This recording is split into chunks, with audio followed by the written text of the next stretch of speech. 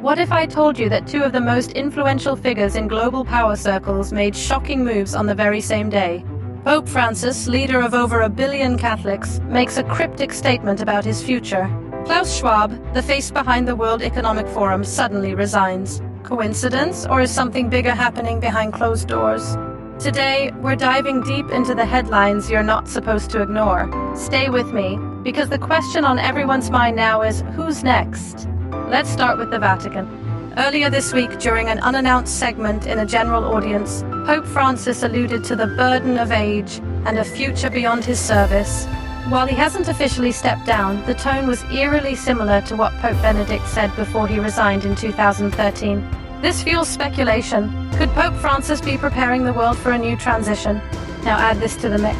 Just hours after that papal message, across the globe, Klaus Schwab announced his resignation as executive chairman of the World Economic Forum. Yes, the same Klaus Schwab who popularized the term Great Reset and has spent decades gathering the most powerful people in the world in Davos. Two global power figures, two unexpected moves. One day, let's talk about the timing. It's not just random. These figures operate on a stage where timing is strategy. So when these announcements hit on the same day, the world took notice, and so did the headlines. But while the world saw it as coincidence, those who follow global affairs closely began asking, what's going on behind the scenes? Is this a quiet reset not of the economy, but of leadership across global institutions? Let's break that down. Keyword 1, global leadership shift. The phrase might sound dramatic, but shifts in leadership can often signal deeper changes in the agendas of major institutions. Pope Francis has been a progressive voice in the Catholic Church, pushing for reform, inclusion, and climate action. Klaus Schwab has been the architect of global policy influence through partnerships between corporations and governments. Their exits, or planned exits, leave power vacuums that could reshape future agendas. The Church, the Forum, two pillars of global influence. So now the world asks, who fills their shoes? At the Vatican, some sources mention Cardinal Peter Turkson or Cardinal Luis Antonio Tagle, both known for progressive worldviews.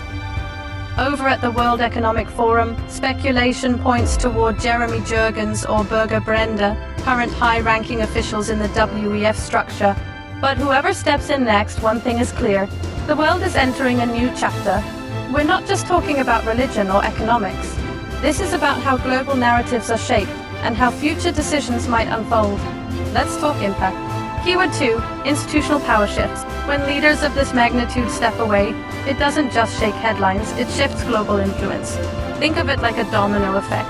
Other institutions, governments, NGOs, even media take cues from leadership at the top. This is why we're seeing the question pop up everywhere. Who's next? Could it be another religious figure, a political leader?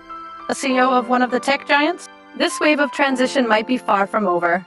Keyword 3, Global Agenda 2025. There's growing conversation around what the next few years hold for global governance. The term Global Agenda 2025 is now being whispered in think tanks and forums. It refers to how institutions are repositioning themselves for the next global wave. AI, climate, economic shifts, and cultural realignments. And if that's true, the changes we're seeing now, they might just be the beginning. So what do you think? Is this all just coincidence? Or a calculated move in a global chess game? Let me know your thoughts in the comments. If you found this breakdown valuable, hit that like button and subscribe for more in-depth insights on global power, finance, and the stories behind the headlines. This is just the beginning.